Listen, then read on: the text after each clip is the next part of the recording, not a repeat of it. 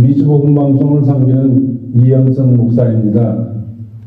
사실 이 영성회복기도회를 김영길 목사님 모시고 이렇게 진행하게 됐는데, 사실 이번 기도회에 저도 함께 참석해서 많은 또 대화도 나누고 함께 기도할 수 있는 시간이 되었으면 했는데, 여러 가지 여건상 제가 참석을 못하고 영상으로 인사를 드리게 됨을 죄송스럽게 생각합니다. 요즘 그 선배 목사님들을 뵐 때마다 선배 목사님들이 그런 말씀을 하세요. 지금 사역하는 후배 목사님들께 참 안타깝고 죄송한 그런 마음을 가지고 있다. 그 이유는 본인들이 전혀 겪지 못했던, 그러니까 그 개척하고 열심히 하면은 교회가 성장하는 시대 속에서 목회를 하셨던 저희 선배 목사님들이, 특히 우리 김영길 목사님도 개척을 하셨고 정말 가장 그 성공적인 목회를 하신 목사님으로 다들 이렇게 알고 계신데, 김영길 목사님은 앞으로 어떻게 했으면 좋을까요? 교회들이 너무 약해지고 팬데믹 이후에 특별히 그런 현상들이, 지금 현존 그렇게 목회를 하고 계신 목사님들이 이런 문제를 어떻게 출구를 가지고 갈 거냐. 예전에는 사실 그랬거든요. 교인 100명만 되면 그 목회를 할 수 있는 만한 여건이 된다. 그런데 팬데믹을 지나면서 또 많은 그 새로운 어떤 테크놀로지나 미디어나 이런 것들이 신앙문화에 도입이 되면서 이런 차별성이 훨씬 더 드러났거든요. 한국에서 발행되는 월간 목회 5로 특집이 한국교회 미래에 대한 특집을 하고 있는데, 올 월간 목회 토픽이 3040이었습니다. 이게 3040의 문제가 신앙공동체에 좀 가장 직격탄을 받은 문제가 된 거죠. 그러니까 한국은 물론이고 이민교회에서도 팬데믹 이후 동안에 이 3040 세대가 정말 많이 흔들렸습니다. 사실 지금 안타까운 얘기가, 교회들마다 교인들의 연령이 고령화돼가고 노인 교인들은 남아있는데 그 로얄티를 가지고 계속 교회를 섬기는데, 정작 교회의 다음을 이어줘야 될 3040 세대가 현저히 줄어들었다는 거죠. 어떻게 하면 3040을 위한 맞춤형 그런 어떤 교회 프로그램이나 이런 것들을 재편할 수 있을 것인가 하는 화두였는데, 문제는 큰 교회는 그게 가능하다는 겁니다. 큰 교회는 사실 팬데믹 지난 다음에 제가 주변의 그 큰 교회들인데 교육 책임자들이나 이런 걸 보면은 오히려 팬데믹 이후에 주일학교 학생들이 많이 늘었다는 거죠. 주일학교 학생들이 많이 늘었다는 얘기는 타 교회 나가던 3040 세대가 아이들을 위해서 그 교회로 옮겨왔다는 거가 되거든요. 그래서 아마 평균적으로 교회들이 한 30% 이상의 평균적으로 타격을 받지 않았을까. 전체 교회, 아직까지 팬데믹에 줄어든 교인들이 회복이 안 되고 있는데, 그 줄어든 교회의 대부분이 3040 세대가 중심이 돼 있다는 거죠. 이런 답답한 얘기를 김영길 목사님과 이렇게 나눌 때 김영길 목사님 그런 말씀 하셨어요. 그래서 어쨌든 근본적인 것은 영적인 문제 아니겠냐. 물론 여러 가지 방법론이 있을 수가 있겠어요. 그러니까 어떻게 하면은 젊은 사람들이 정착할 수 있는 주일학교를 위한 프로그램 같은 거를 함께 만들어서 작은 교회들과 공유할 수 없을까. 이런 그런 실질적인 방법론적인 것은 있겠지만, 무엇보다도 목회자들이 흔들리지 않고 목회자들이 지치지 않고 영적 회복을 가지는 것이 가장 중요한 것 아닌가 하는 말씀을 김영길 목사님이 하셨어요. 그러면서 이런 말씀 하신 거예요. 영성회복 기도회 한번 해보면 어떨까. 우리 김영길 목사님 당신께서 처음에 개척하셨을 때 그런 어떤 영적인 갈급함과 그런 것을 가지고 한번 지금 현직 담임 목사님들 중심으로 한번 그런 영성회복 기도회를 한번 해봤으면 좋겠다. 이게 아마 처음 있는 일인 것 같아요. 물론 교회들마다 여러 가지 평신도를 위한 TG나 이런 게 있지만, 목회자들을 위한 영성회복 기도회를 이렇게 함께 할 수 있다는 것은 정말 쉽지 않은 것인데, 김영길 목사님께서 그렇게 하시고, 김영길 목사님께서 은퇴하시면서 만든 감사 선교재단, 사실 작은 교회들을 지원하고 또 격려하고 힘을 주기 위해서 만든 게 감사 선교재단인데, 팬데믹 전에는 김영길 목사님이 감사 선교재단을 통해서 각 지방의 작은 교회들에 가서 집회를 인도해 주시고, 그 교회들에게 힘을 주고 그런 어떤 은혜로운 메시지도 전하시고 그런 일을 하셨는데, 팬데믹이 오늘도 중단됐지만 계속 앞으로도 그런 일을 하시겠죠. 근데 이번에 영성회복기도회를 말씀하시면서 이것도 하나의 어떤 새로운 시도가 되지 않겠느냐. 그래서 이번 첫 번째지만 영성회복기도회를 통해서 어떤 실질적인 신앙 공동체의 어떤 모멘텀을 가질 수 있는 그런 계기가 될 수 있었으면 좋겠다. 그래서 이런 것이 한번 잘 정착되면 앞으로 이런 것들이 더 확산될 수도 있겠죠. 사실 밖에서 들리는 소식은 암울합니다. 저도 이제 최근엔 우리 한인 신앙공동체만이 아니라 이 주류에서 나온 설문조사를 기반으로 한 팟캐스트를 들어보니까 이게 점점 대형 교회 위주로 모이고, 그다음에 한 300명 이하 되는 교회들은 점점 감소하는 거예요. 설문조사의 내용을 보면, 물론 이제 자세한 내용은 한번 나눌 수 있는 기회가 있겠지만, 점점 그 작은 교회의 숫자는 좀 많은데, 거기에 따른 교인의 숫자가 현저하게 줄어든다는 겁니다. 그 포션이. 그러니까, 대부분의 어떤 신앙 공동체가 큰 교회 위주로 재편돼 가고 있는 것, 그런 모양들을 설문조사에서 20년 그 히스토리를 가지고 자료를 만들어서 팟캐스트에 나와서 설명하는 걸 봤는데, 사실 외적인 상황, 우리가 밖에서 보는 모든 것들은 다 부정적이고 어려운 부분이 많습니다. 이것을 다시 어떻게 살릴 수 있을까?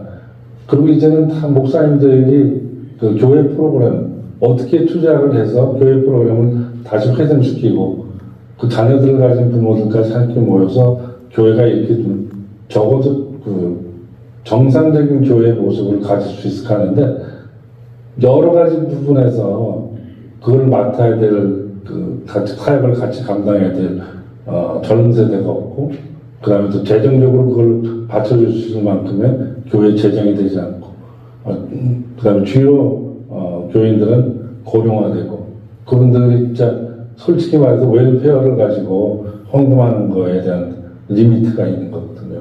근데 그런 것들을 어떻게 해소해 볼 수 있을까?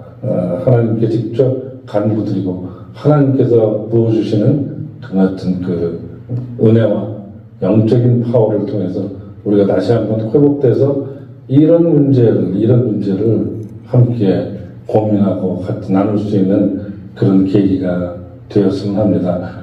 물론 이번 영성회복 기도회는 순수하게 교단적인 제안 그런 것이 없고, 사실 여러 가지 재정적이나 그런 것만 감사선교재단이 지원하는 것이죠. 우리 김영길 목사님이 그 모든 울타리를 넘어서 이번 그래도 한 20여 명의 단임 목회자 중심의 기도회를 할 수 있게 됐습니다. 참 감사한 것이고, 또 이것을 허락하시고 감당해 주시는 김영길 목사님, 또 후원해 주신 감사선교재단에게 깊은 감사를 드립니다. 복음방송에 또 이것을 함께 할 수 있었다는 것도 저희로서는 큰 기쁨이고 감사입니다. 영성회복의 기도회를 통해서 한 분 한 분이 새로운 어떤 그런 모멘텀을 가질 수 있기 바랍니다. 정말 마지막 때 하나님께서 맡겨주신 사역을 감당할 수 있는 한 분 한 분의 목회자가 되시기 바랍니다. 감사합니다. 이번에 특별히 우리 감사하는 교회 부교역장님들이 아주 열심히 준비해 주셔서 이 모임을 가지게 됐습니다. 좀 전에 광고해 주신 반영 목사님, 반역 목사님, 또 찬양인도 도와주시고 그럴 텐데 지금 한 분이 이머전시가 생겨서 좀 늦게 오신다고 하신 분이 오시다 길을 잃었대요. 그래서 권영일 목사님도 마중 나가셨고요.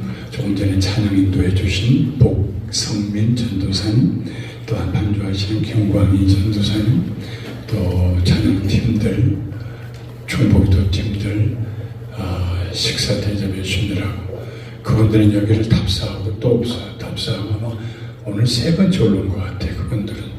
그래서 뭐라도 좋은 곳은 아니지만 그러나 크게 불편함이 없도록 해드려야겠다. 박 목사님 저 뒤에 샤워룸도 합니까? 샤워룸 없어요?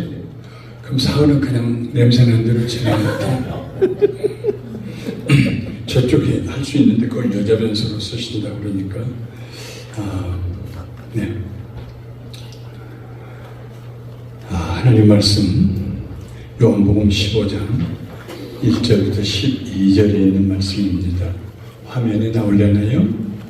화면에 나오면 우리 그 화면 보고 큰 소리로 같이 읽었으면 좋겠습니다. 시작.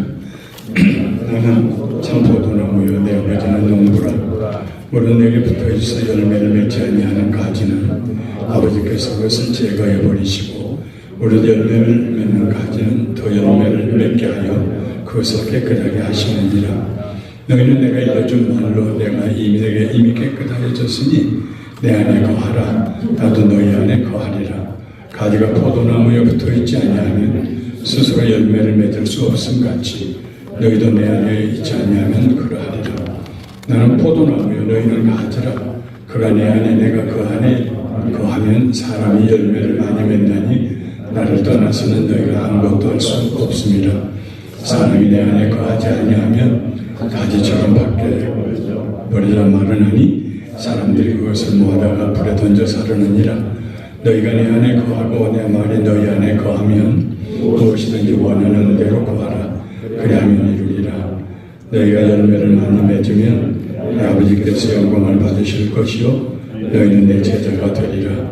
아버지께서 나를 사랑하신 것 같이 나도 너희를 사랑하였으니 나의 사랑 안에 거하라.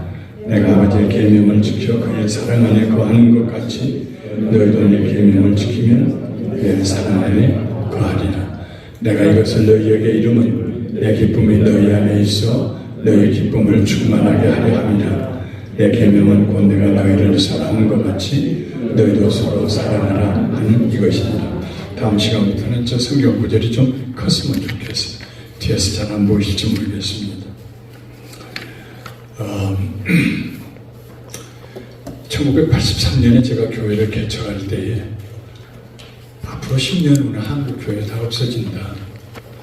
이제 영어로 하는 예배들만 남을 것이다. 그런 이야기를 하고 또 사실 걱정도 했던 것이 사실입니다. 근데 그때부터 40년이 지나고 그 10년으로부터도 30년이 지났는데 여전히 우리 교회들은 살아있거든요. 오면서 우리 영성 목사님하고 전화 통화하면서 저 얘기를 들었습니다. Future Provision이라는 곳에서 서베이한 내용이라고요. 앞으로 10년 안에 300명 미만 교회는 다 없어진다고 하는 저한테 그렇게 말씀하시더라고요. 물론 큰 교회들이 더 커갈 수 있겠죠. 한동안에 세들백 처치가 굉장히 컸고요. 또 비니아드 처치도 그냥 온 미국을 다 책임질 정도로 또 그렇게 왕성했고요. 또 척스미스 목사님 하신 갤러리 처치도 그랬고요. 그때마다 저는 그래서 그때는 이제 제가 뭐 한 100명 이럴 때니까 교인들이 저 마음속에 그랬습니다. 아니다. 그 마을에는 부자도 있지만 가난한 사람도 있는 거고 넉넉한 사람도 있지만은 어려운 사람도 있는 거고 큰 교회 가서 어느 교회 다니냐? 그럼 큰 교회 이름 탁 대면서 나 어느 교회 다닌다고 그 말할 때 그냥 아드레날린이 뿜어져 나오는 것처럼 그냥 우쭐해지는 그렇게 신앙생활하는 분도 있겠지만 또 그렇지 않는 또 진실하게 작은 교회여도 목사님 사랑하는 성도님 기도하는 그런 교회도 있다. 하나님은 지으실 때 천지를 창조하실 때 큰 나무도 지으시고 작은 나무도 지으시고 버라이어티가 있는 거지 하나님이 유니폼으로 지으신 건 아니다. 그것이 저 마음속에 아주 잘 잡고 있었어요. 그리고 지금까지도 저는 그 제 생각이 틀리지 않았다 하는 확신을 가지고 있습니다. 마리나 교회를 아까 예를 들어주시더라고요. 저 전하면서 마리나 교회 전 처음 듣는 이름이에요. 근데 캠퍼스가 처치가 7개가 있대요. 마리나 교회 자체도 5,000석인데 그냥 그 목사님이 설교를 하면 완전히 강대상 위에서 설교하는 걸 보는 것 같아. 홀로그램으로 이렇게 해가지고 머리끝에서 발끝까지 한 입체적으로 그냥 수련들이 쏙 빠졌다는 거예요. 30대, 40대 거기 다 몰려갔다는 거예요. 더구나 한인들을 위해서 동시통역까지 한다는 거예요. 한인계통의 부교육자들 4명이나 썼다는 거예요. 그러면서 복음방송에서 아나운서로 계시던 분, 어느 교회에서 성가대 지휘하셨던 분이 큰 교회로 그냥 옮기셨다가 그 마리나 교회로 가셨다고. 그래서 참 잘하셨습니다. 그렇게 해서 그 교회가 또 기독교회에 큰 기여를 하겠지요. 그러나 그랬기 때문에 앞으로 10년 안에 300명 미만의 교회는 다 없어질 거다. 그래서 그게 하나님 생각인지는 전 잘 모르겠습니다. 네. 아마 하나님은 그렇게 생각 안 하실 겁니다. 왜냐하면 큰 데 가서 정체성을 찾지 못해서 굉장히 외로워하는 분들도 있기 때문에 꼭 그렇게까지 얘기할 거 있겠는가요? 그렇지만 그럼에도 불구하고 우리들이 모두 위축되어 있는 건 사실입니다. 한국도 그러고 미국도 그러고요. 위축되어 있는 건 사실이에요. 길이 보이잖아요. 뭘 어떻게 해야 될지. 교회 성도님들은 목사님 마음을 알아주지 아니하고 마음을 아프게 하고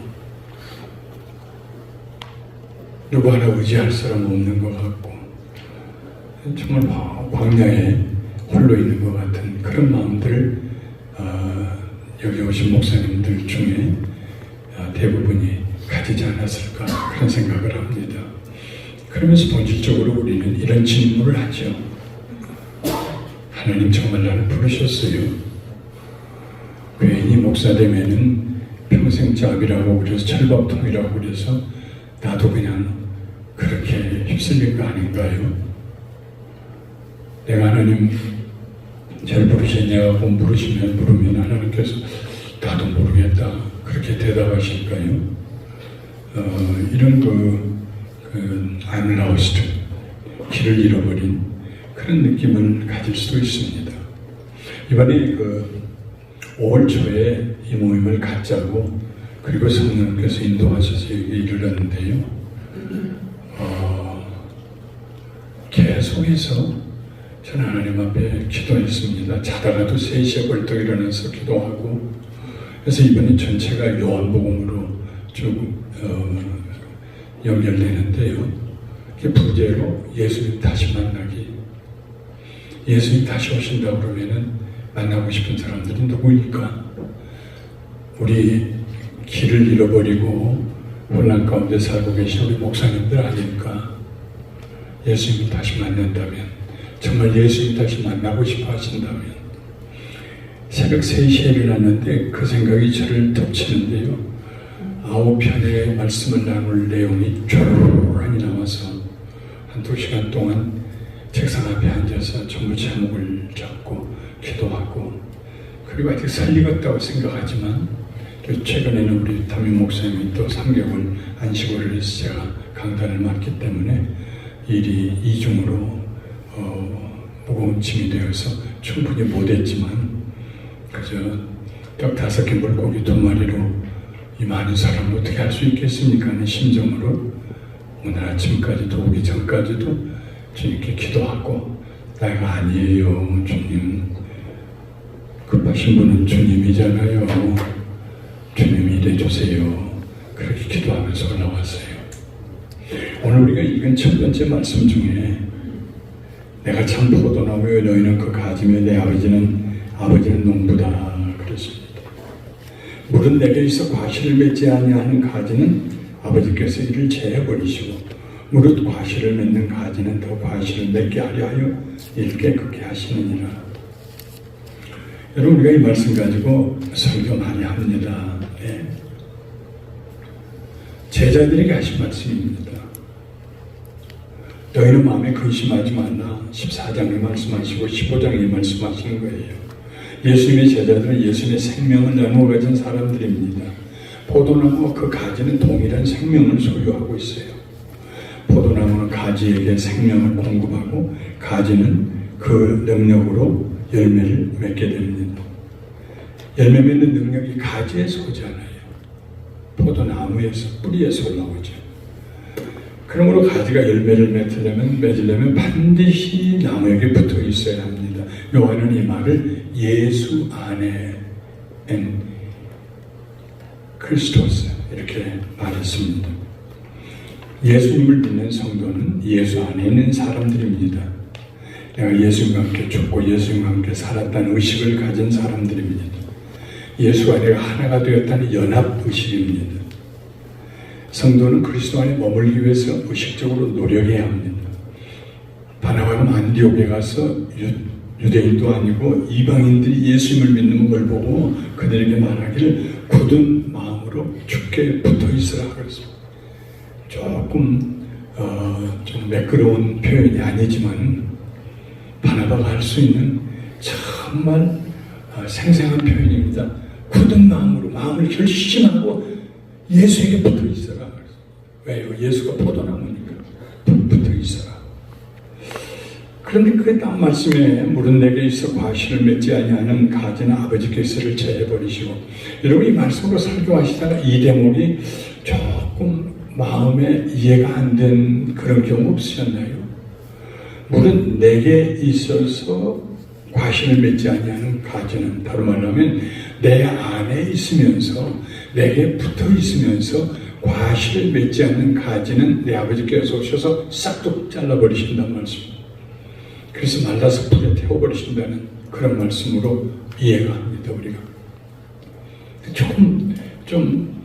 좀 어내추럴하잖아요.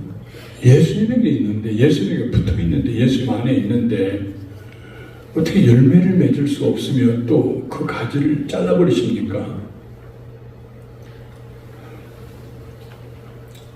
예수 안에 있는 사람도 버림받을 수 있을까요? 예수님의 제자가 예수님 안에 있는데 열매를 맺지 못하는 일도 있을까요? 아닙니다. 이 말씀은 가지를 잘라낸다는 말이 아닙니다. 헬라어로 보면은 아이로라는 단어인데요, take away라는 뜻도 있어요. 제해버린다. 그러나 그거 못지않게 같은 의미로 사용되는 말이 raise up,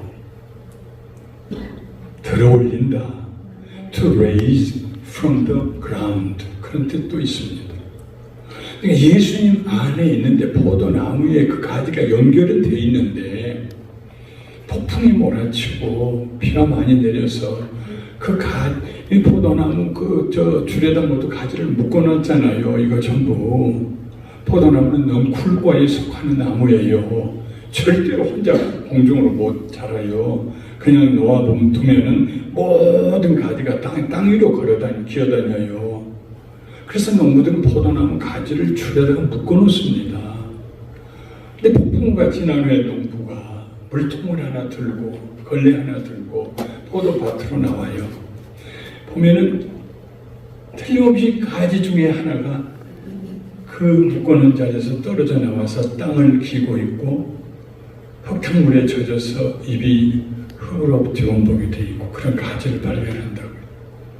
그럼 농부가 하면서 아이고 이건 재무실 못하겠구만 하고 툭 잘라버리는 것이 아니고 그걸 조심스럽게 잎사귀도 떨어지지 않게 조심스럽게 털어서 대야의 물에다가 수건을 넣어가지고 물을 묻혀서 그 잎사귀를 하나하나 닦아주고 그리고 다시 줄에다가 묶어준다는 말입니다. 이게 아이로의 뜻입니다. 이게 정말 저는 이건 좀 그렇게 해서 좀 번역됐으면 좋을 것 같아요. 내게 붙어 있는 가지로서 열매를 맺지 못하는 가지는 내 아버지께서 다시 들어 올리셔서 열매 맺게 해주시고 이러면 얼마나 좋아요.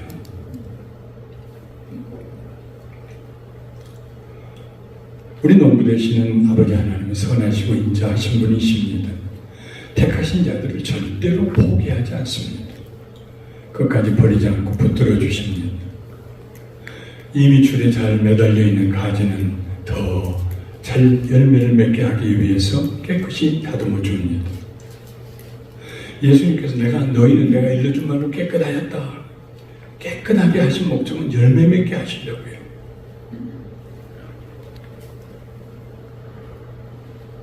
하나님께서 말씀으로 깨끗게 하실 때에 우리는 그 말씀을 연구하고 설교로 구성을 해가지고 30분 안에 성도들을 그 말씀으로 변화시키고 깨끗하게 만들려고 애를 씁니다.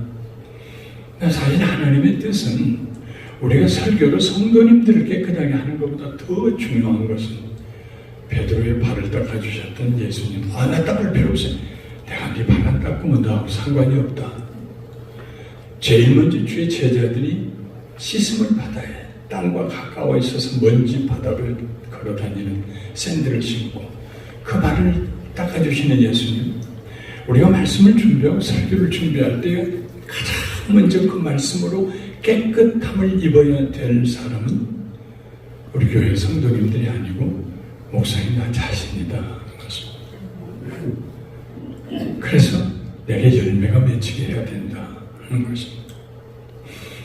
인싸가 있고 아싸가 있어요. 여러분 나도 요즘 젊은이들은 왜 그렇게 말을 많이 만들어내는지.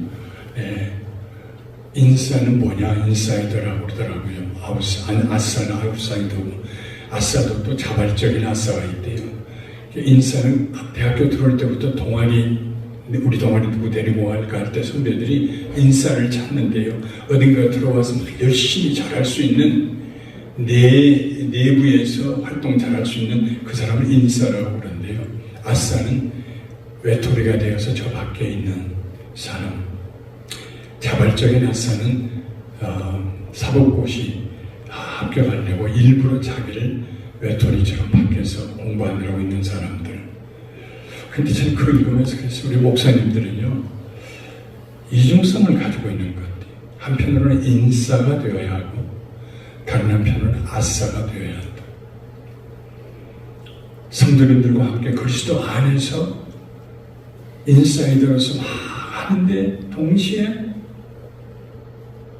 예수님께서 새벽에 동산에 올라가 기도하신 것처럼 내 자신을 객관화시키고 좀 몇 발짝 뒤로 물러서서 내 자신을 보고 이 두 가지 영역에서 주의 종들은 생존하는 것 같아요. 너무 교인들하고 엎어져서 할 수도 없는 거고 그럼 그만큼 상처가 많겠죠. 교인들에게 좋은 얘기만 많이 해주고 자기는 잘 들어서 이런 식으로 있어서도 안 되고 그 둘 사이를 잘 넘나들어야 할 것 같아요. 중요한 얘기는 예수 안에라는 말이죠. 우리가 예수 안에 가지가 포도나무에 붙어 있지 아니하면 절로 과실을 맺을 수 없다. 나를 떠나서 너희가 아무것도 할 수 없다. 그리고 포도나무에 붙어 있지 않는 가지는 내 아버지께서 재버리시고 그리고 그 마른 가지 떨어져 나간 가지 갖다가 불에 태우신다.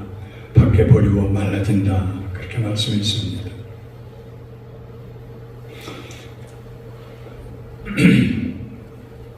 다시 한번 이번에 우리가 2박 3일 얼마나 귀한 시간을 얼마나 큰 결심을 하고 오셨습니까 여러분. 저는 한 분 한 분들이 얼마나 존귀하게 보이는지 그냥 제가 뒤로 넘어질 것 같아요. 얼마나 귀한 분들이 교회 앉아 계시는지. 이 2박 3일 동안에 우리가 정말 해야 될 일이 무엇일까? 다 잊어버리시고요. 전화기도 쉬는 시간이나 보시고요. 그리고 하나의 결심을 하면 좋겠어요. 나 예수님 다시 만나고 내려갈 거야. 밤낮 예수님 말씀만 전했는데 뭘 또 만나요? 그랬을까요? 우리가 예수님 안에 정말 있었을까요? 설교 준비하다 말고 자판을 두드리다 말고 눈에 눈물이 핑 돌면서 주님 사랑해요. 그런 적이 자주 있나요? 아니면 하나의 직업의식 때문에 설교 만들고 설교하고 성도들도 기업을 운영하는 것처럼 그러다가 상처받고 좀 잘되면 자랑하고 그랬나요? 나를 처음 부르시던 그 예수님을 내가 다시 만날 수 있다면 나에게 뭐라고 말씀하실까? 이런 생각을 가지고 우리가 2박 3일을 지내려고 합니다. 열매를 맺히려고 하는데 세 가지 열매를 예수님 말씀하세요. 우리가 읽은 본문에서 첫 번째는 기도의 열매입니다. 기도하면 응답이 오는 기도의 열매예요. 너희가 내 안에 거하고 내 말이 너희 안에 거하면 무엇이든지 원하는 대로 구하라 그러면 이루리라. 7절의 말씀이죠. 기도를 통해서 우리는 하나님 앞에 전복의 신앙생활을 할 수가 있습니다. 전복은 전적인 복종입니다. Total surrender. 전적인 통째로 하나님 앞에 내 자신이 드려지는. 하나님 우리에게 더 많은 기도 응답 주시기를 원하십니다. 좋으신 아버지 하나님이십니다. 그래서 백지수표 주시는 건 아니죠. 조건이 있어요. 너희가 내 안에 거하고 내 말이 너희 안에 거하면 이 조건이 충족되어야 됩니다.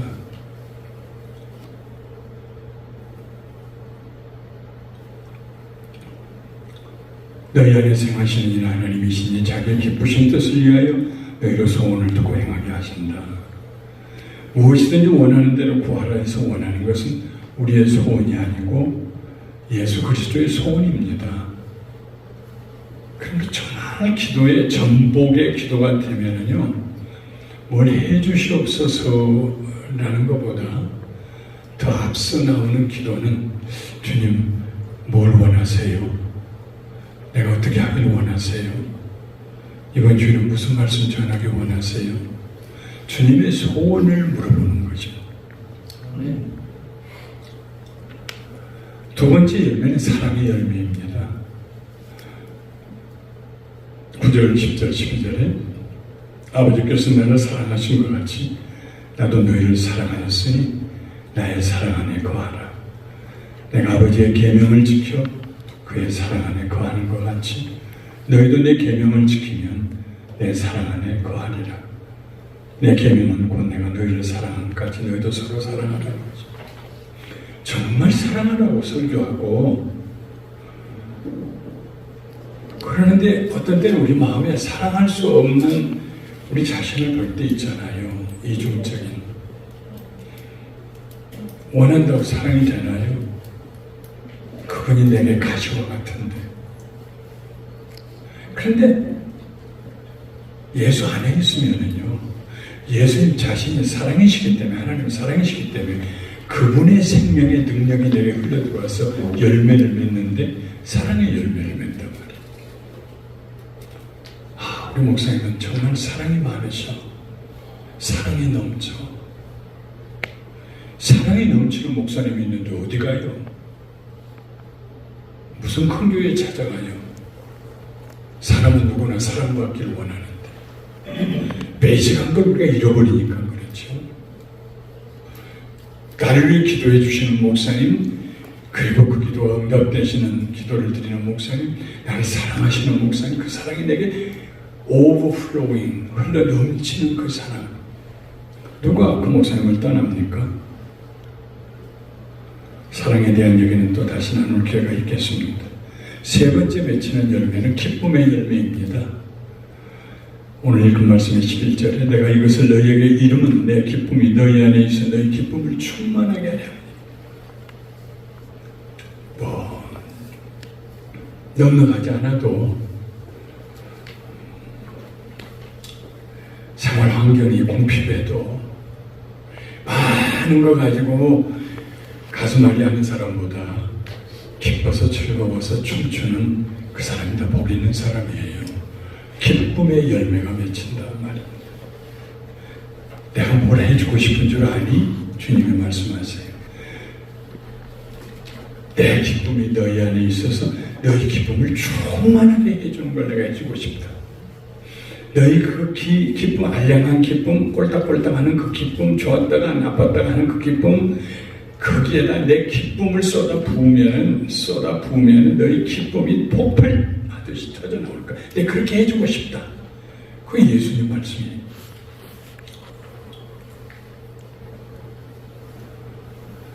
이것은 세상이 주는 기쁨이 아니죠.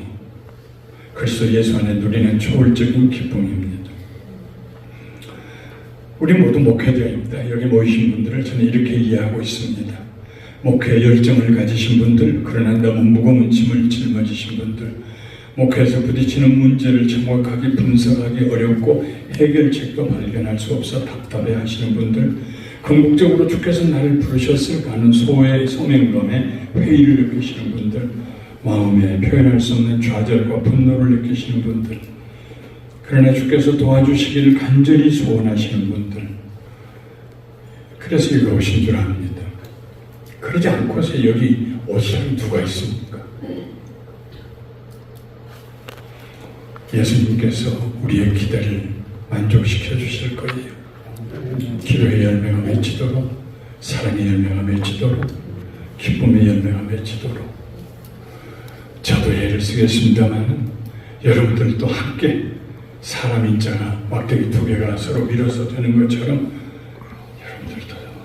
그래서 여기 프로그램에 나와 있는 내일 아침에는 성경글이 어디인가 한번 읽어보시고 묵상도 해보시고, 여기서 무슨 말씀이 나올까 묵상도 해보시고, 그리고 여러분과 저의 노력, 그건 정말 하찮은 것이지요. 성령님이 오셔서 우리를 들어 올려주셔야 합니다. 성령님이 들어 올려주셔야 합니다. 어떤 환경 가운데서도요, 성령님이 우리와 함께 하시면은 그 목회, 그 교회는 됩니다. 성령님 없이 하려고 하면은 그건 정말 기름이 떨어진 기차의 화차가 엔진이 죽었는데 뒤에 달려있는 화물칸들한테 좀 힘 좀 내봐, 좀 밀어봐 하는 것하고 똑같지요. 그래서 우리 프로그램의 앞에 폐유지에 기차가 하나 있습니다. 힘은 화차에서 나오는 거지, 목사님에게서 나오는 거지, 교인들에게서 나오지 않습니다. 장로님에게서 나오지 않습니다. 이번에는 우리가 이 본질적인 문제를 좀 해결하기 위해서 이 자리에 모였습니다. 그리고 우리를 기다리신 분 이곳에서 우리가 올라오기를, 우리를 실망시키지 않으신 줄 믿습니다. 잠깐 눈 감아 주십시오. 목회 안에서 우리는 늘 누구에게인가 우리 자신을 잘 포장하고 싶어하는, 잘 보여보고 싶어하는, 우리 속에 그런 굉장히 인간적인 열망들이 있지요. 그런데 그렇게 해놓고 혼자 돌아서서 갈 때 내가 나를 잘 아니까요. 그래서 우리 자신이 얼마나 초라해 보이는지,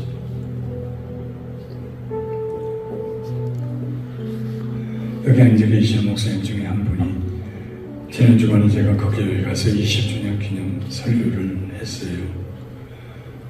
그 목사님이 하셨던 말씀을 제가 들었어요. 개척 예배를 드리고 3년 동안 아무도 없었대요. 사모님하고 어린 딸 하나, 그 둘 놓고 3년을 설교했대. 교인이 마침내 하나 늘었대요. 아들이 하나 태어났대요. 근데 아들이 천방지축이 돼서 아무데나 뛰어나가면 사모님이 그 아들을 쫓아 따라나가고 딸도 따라나가고 아무도 없는 화공을 향해서 설교를 하셨대요. 3년쯤 되었을 때 너무 기가 막혀서 하늘을 쳐다보고 있는데 하나님께서 마음에 그런 소리를 들려주시더랍니다. 나의 종아, 나를 한 번도 너를 부끄럽게 생각한 적 없다. 그리고 지금 20년째 성도들을 사랑하고 섬기고 있다는 그 목사님 여기 앉아 계세요. 우리 주님 앞에 조금 더 정직하게 가슴 열고, 저요 기고 있어요. 지금 기어다니고 있어요. 자, 좀 들어 올려주세요. 흙먼지 좀 닦아주시고요. 다시 열매 맺게 저 좀 도와주세요. 그래서 이번 내려가실 때에는 열매 맺으려는 큰 확신 가지고 전혀 새로운 목사님이 되셔서 내려가시기를 주님의 이름으로 축원합니다. 주님, 이거 우리 소원 아닙니다.